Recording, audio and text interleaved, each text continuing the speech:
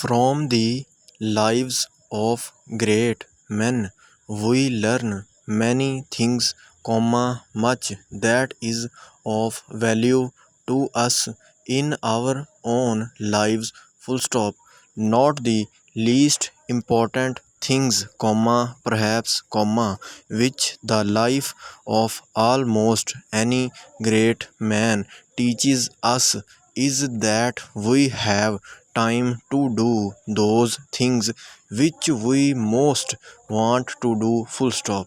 As young people, we talk lightly of what we would do if only we had the time, semicolon. As old people, we look back upon lost opportunities and wish that we had had the time to follow this course of action, that line of training, full stop. But again and again, as we read the stories of the lives of those who have done great things, of those whose names will be forever remembered, the knowledge is forced upon us that our trouble is not that we have too little time, but that we have too little desire, full stop. Our desire to move in a certain direction is not strong enough to influence us to take the necessary steps, to use for that purpose the hours which are being spent in other and possibly less profitable ways, full stop. If the desire to act and the will to work are there, then we shall find both the time and the opportunity, full stop. New paragraph.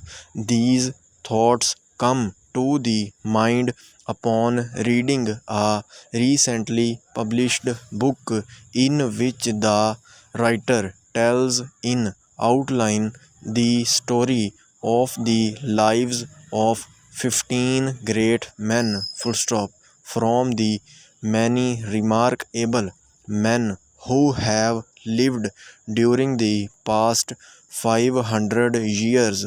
The writer has taken those men who, by their thought and by their labor, were able to discover a great principle, some deep truth about the laws of nature which had not before been known. Men who, in this way, added greatly to the knowledge and learning of the world, and so took all men one big step forward in the long march towards a better understanding of the forces which govern our world, full stop.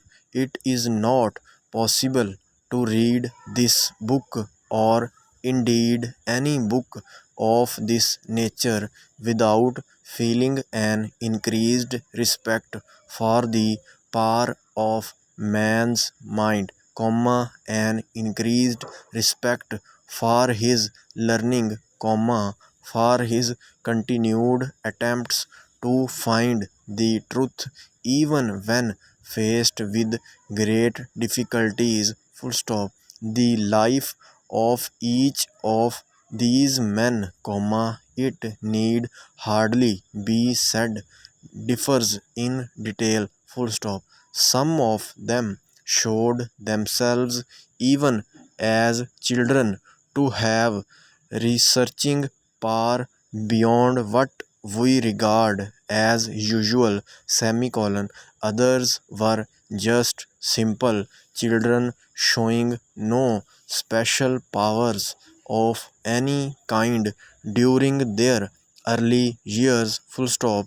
Some were, inverted comma start, one idea, inverted commas close, men working only in their special field, others developed remarkable minds and became better than most men in most fields of learning, full stop. But common to them all was the power to work for very long hours, hours spent in deep thought, in careful planning, in the perfecting of ideas and the putting of results together piece by piece to make the whole a whole which was to surprise the world, full stop. Most of them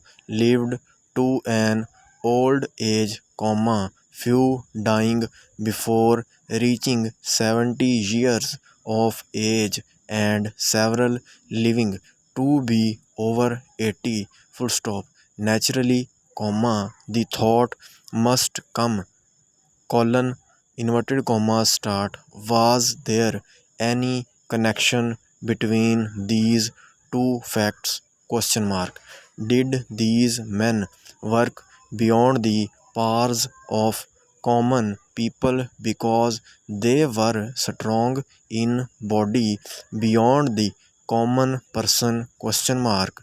Or did they owe their long lives to the fact that they lived principally for their ideas, paying little attention to the many players which interest the masses, caring little for food and drink or for the company of other men and women? Question mark.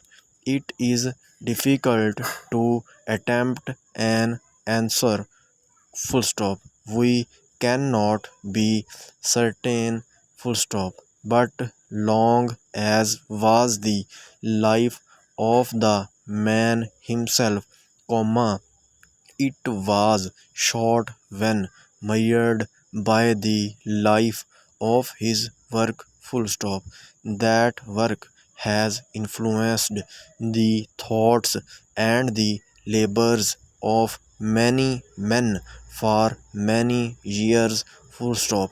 It will continue to influence man's thought and man's action as long as man is a thinking being, using the knowledge of the past to increase in the present his control over natural forces, full stop.